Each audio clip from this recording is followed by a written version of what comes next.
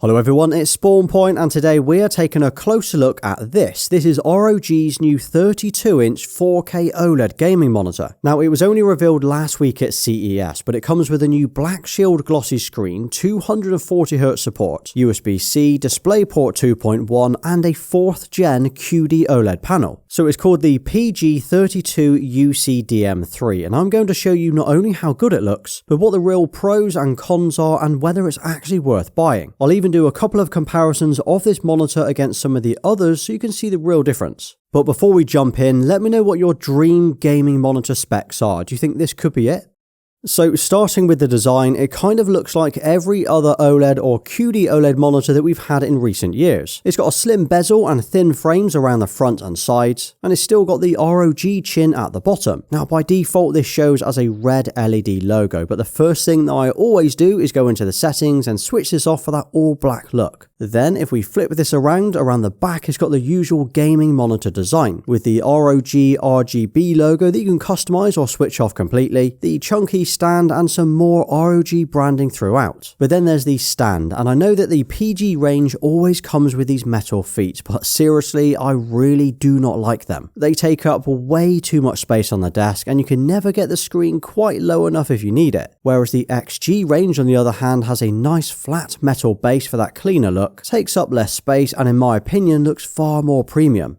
But let's be honest, it's the screen that we're really interested in. So as mentioned, this is a 32-inch 4K monitor with a 3840 by 2160 resolution as well as HDR support. But not just HDR10 because Dolby Vision is also supported on this monitor. So that means any games that you're playing or movies that offer 4K HDR will look awesome on here. Now I always like to show off some Ratchet & Clank or some generic OLED demo content that I found on YouTube to really show off how good this screen looks. And as you would expect, it just looks unreal, even nicer looking than the last version that we had. Also, as this is a QD-OLED panel, we're still getting those inky blacks, deep contrast ratios and a pretty vibrant picture overall. And that is definitely one of the biggest advantages of going for a QD-OLED over say a WOLED, is if you want that slightly more punchy image, you're always going to get a more vivid picture from one of these. Now of course it also boasts the usual 99% DCI-P3 color gamut and is using a 4th gen OLED panel, not to be confused with it being a 3rd gen monitor from ROG. But then we have the black levels. Now this year the PG32 comes with a true black certified rating of 500, up from last time's 400. This means the contrast ratio and perceived black levels are actually now better than before, which you might even find hard to believe. Now surprisingly, the peak brightness is the same in HDR, coming in at 1000 nits. However, small highlights have had a 25% boost from 400 to 500 nits. And then taking a look at SDR, this has had a little boost from 250 nits to 300, so around 20%. But one of the biggest downsides of owning a QD-OLED over a WOLED is the raised blacks under bright lights. You know, those purple or grey-like blacks that you get when you've got all of your lights on in your room or you shine a light directly onto the screen. Well, the good news is this year we're getting a whole new screen coating on the QD-OLED called BlackShield film. Luckily, we're still getting a nice glossy panel, so there's no matte coating here, but we're getting even deeper blacks than before. ROG say that the film is giving us a 40% improved black level, and you know what? I can see it. Not only does the image quality look deep and glossy, but the contrast is noticeably better than before. Now I will show you a comparison later to the last one, but I did say this in my 34-inch monitor review a few weeks back, but this new BlackShield coating really does make a big difference to the QD-OLEDs this year. But honestly, it is still not quite as good as a WOLED. I still prefer the black levels and the finish to the screen on those, especially if you've got an XG32 with the true black coating. Oh, and another thing worth mentioning, because of that new film, the screen scratch resistant has been improved by 2.5 times, as in it will be less likely to scratch it when you're cleaning it, although I've never personally had a problem. And as you would expect, viewing angles are also awesome on here, so you can view this from pretty much anywhere in your setup, and it will look great with no loss in picture quality or contrast.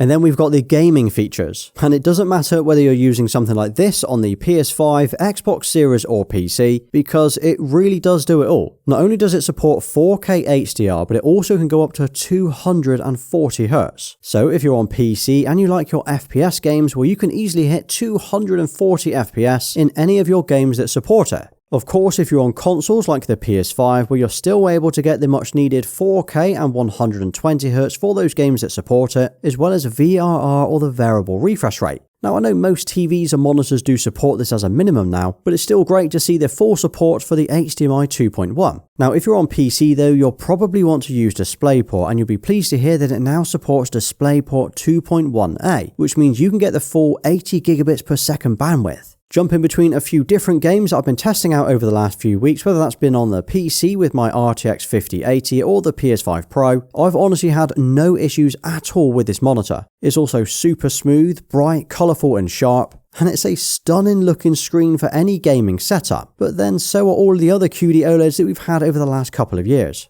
Also, if you'd rather play on a 27 or even a 24-inch monitor where you can toggle this on the monitor settings and it will drop the resolution of the screen down from 32 to 27 or 24 if you'd prefer. A pretty cool feature if that's how you like to play your FPS games. Response time is rapid as always, coming in at 0.03 milliseconds grey to grey, and the input lag has actually been improved over the last model where it is almost non-existent at 240Hz.